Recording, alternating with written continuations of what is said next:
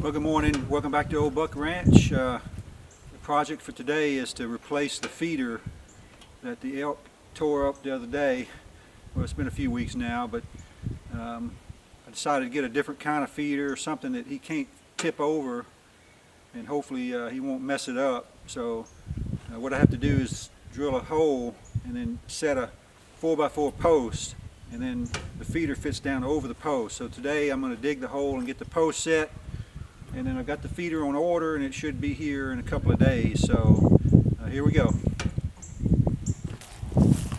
Here's the remnants of the old feeder, and I was talking to a co-worker, and we suspect what happened is he got his antlers up underneath it, and when he lifted up, it got stuck on his head, and he probably just ripped it to shreds, thrashing around trying to get it off. And that would also explain why I found it so far away from where it had originally been setting. So I'm kind of sad because these things aren't cheap. You can also see where he tore this feeder up. He just literally broke the lip off of it, and just all over the ground there. So my plan today is I'm actually going to cut down this cedar tree, and I'm going to set the post, right here close to it. So that would give me a pretty good distance from my stand. And plus this, the cedar tree, what I've found is it actually blocks my view sometimes when the deer get behind it. So that's the idea today.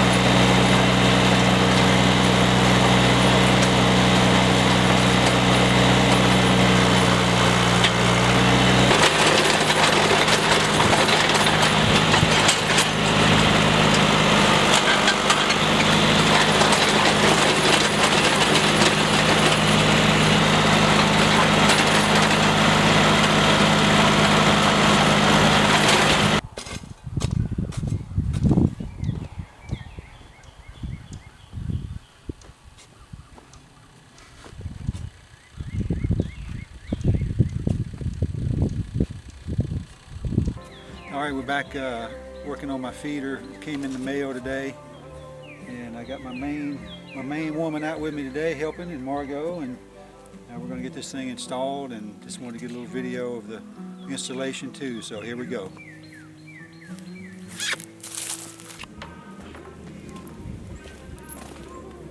It goes together pretty easy. It's got these little wing nuts that screws the feed arms onto the feeder. The trick is just reaching in here and getting to them.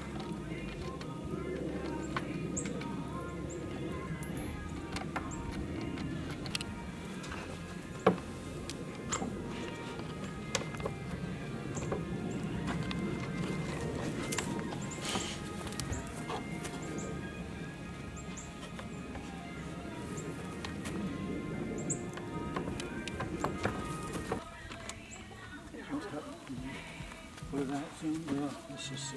Alright, we got the feed arms on. Now we just have to lift it up and put it over the post, and hopefully my squirrel guard there won't keep it from going all the way down, so we'll see.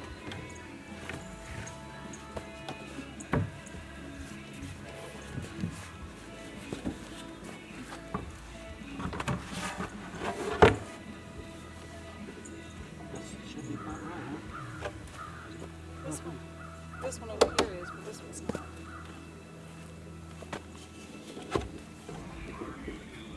It's got to come down, so we can take it off. One picture. Daddy's going to take just one picture.